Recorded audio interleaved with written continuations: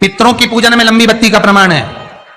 पितरों को कभी गोल बत्ती नहीं लगती। आप मटके के पास में, परिंदे के पास में, जल के पात्र के पास में कोई भी अगर दिया लगाएंगे तो वहां गोल बत्ती रखकर लगाएंगे तो घर में लक्ष्मी नहीं टिकेगी। कई लोग कहते हैं कि परिंदे के पास, मटके के पास में, पानी के स्रोत के पास में जहां जल भरते हैं, हंडा रखते हैं, टंकी रखते हैं, वहां पर मटके के पास बत्ती लगाओ, दिया लगाओ, पितर शांत रहेंगे। तो पितरों को शांत करो, मना नहीं है, पर दिया लगाने का नियम है कि पितरों को अगर आप दिया लगा रही हो मटके के पास, परिंदे के पास, या अमावस्या के दिन पितरों के लिए अगर दीप लगा रही हो तो गोल बत्ती अगर लगाओगी तो कार्य कभी सफल नहीं होगा। घर में लक्ष्मी नहीं टिकेगी, संपदा नहीं रहेगी, घर में कोई ना कोई बीमार पड़ा ही रहेगा, धन आएगा जाएगा, टिकेगा नहीं। इसलिए पितरों के लिए अगर दिया लगाना है, पूर्वजों के लिए दिया लगाना है, पितरों के लिए अगर दीप लगाना है तो लंबी बत्ती लगाइए, लंबी बत्ती। महाराज लंबी बत्ती का प्रमाण हमारे यहां शास्त्र करते, गोल बत्ती का प्रमाण। दिए में जो फूल बत्ती लगती है, गोल बत्ती लगती है, गोल वाली, ये बत्ती हमेशा कोई विष्णु भगवान की पूजन कर रहे हो, शिव जी की पूजन कर रहे हो, कोई अन्य देवता का अगर आप स्मरण कर रहे हो तो गोल बत्ती लगाई जाती है। भगवान के मंदिर में पूजन कर रहे हो तो गोल बत्ती लगाएं। लंबी बत्ती, लंबी वाली जो बत्ती होती है लक्ष्मी की पूजन में, देवी पूजन में, जितनी भी माताओं की आप पूजन करोगे, जितनी भी देवियों का आप स्मरण करोगे, उसमें लंबी बत्ती का प्रमाण है। और सुंदर चरित्र कहा, यदि आपके जीवन में बहुत ज्यादा लक्ष्मी से तकलीफ है, कष्ट बहुत ज्यादा है, या संबंध खराब हो रहे हैं, बहू और बेटों के संबंध खराब हो रहे हैं, अदालत में बात चली गई कि लड़की और लड़के का तलाक होने वाला है, बहू अपने घर जाकर बैठ गई, आने को तैयार नहीं है, जमाई अपने घर रह गया, लड़की को लाने को तैयार नहीं है, सास बहू में आपस में तनमन चल रही है, प्रेम बिल्कुल नहीं है, या लक्ष्मी आती ही नहीं, बहुत कष्ट है, जमीन जायदाद पड़ी बिक नहीं रही, तो एक काम करना, इतना दुख अगर आपके जीवन में है तो कार्तिक के महीने तक रुको, और कार्तिक का महीना आए, त्रयोदशी तिथि आए, कोई सा भी हो, सोमवार, रविवार, मंगल, बुध, कोई सी भी त्रयोदशी, प्रदोष, कोई सी भी प्रदोष तिथि आए, उस दिन तुलसी की लकड़ी, पहले से तुलसी आपके घर में अगर सूखी हो, तुलसी सूख गई हो तो उसकी जो लकड़ी होती है, उस लकड़ी का 7 लकड़ी का बंडल बनाकर दीप बना लो। लकड़ी का दीप मतलब लकड़ी, पतली पतली डालियों को लेकर कच्चे सूत से उसको बांध दो, और बांधकर घी में डुबक दो।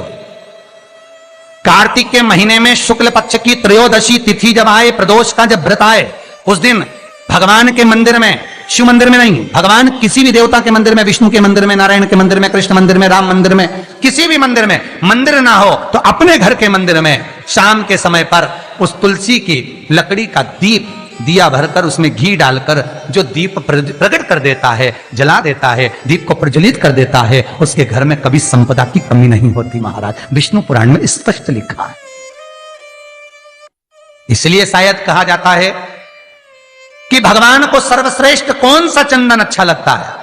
आपको पहले भी कथा में कहा, आगरा की कथा अगर किसी ने सुनी होगी तो उसमें वर्णन किया, भगवान को सर्वश्रेष्ठ चंदन कौन सा, भगवान को सर्वश्रेष्ठ चंदन कौन सा प्रिय है, वो कौन सा चंदन है जो भगवान विष्णु को लगाएं, राम को लगाएं, कृष्ण को लगाएं, वो कौन सा चंदन है जो श्री हरि को लगाया जाए।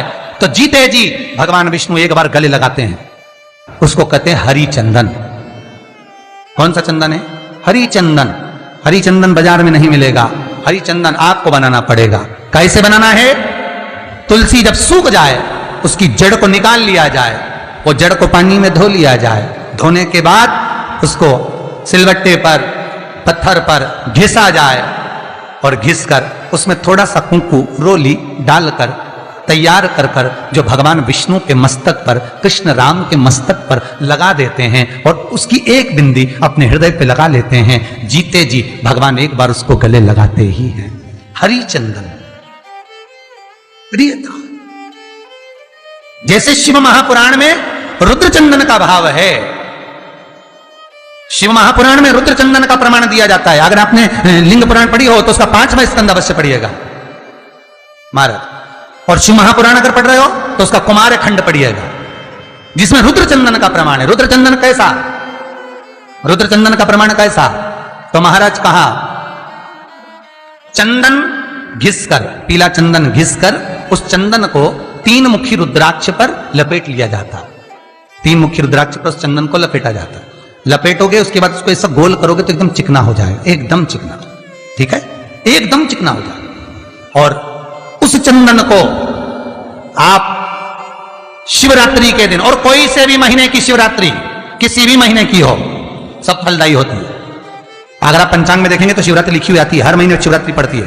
किसी भी महीने की शिवरात्रि पर रुद्र चंदन, अर्थात जो चंदन का आपने 3 मुखी रुद्राक्ष में लेपन करा है, उसका गोला बनाया है, वो चंदन अच्छा मोटा मोटा कर लेना, अच्छा बढ़िया, ऐसा नहीं थोड़ा बहुत ही लगाओ, पूरा रुद्राक्ष दिखना नहीं चाहिए, पूरा लपेट कर उसको शंकर के शिवलिंग पर ले जाकर रख दीजिए और फिर धीरे धीरे शंकर भगवान का जल अभिषेक करना प्रारंभ कर दीजिए। वो चंदन पूरा धीरे धीरे शंकर के शिवलिंग पर डलना चाहिए।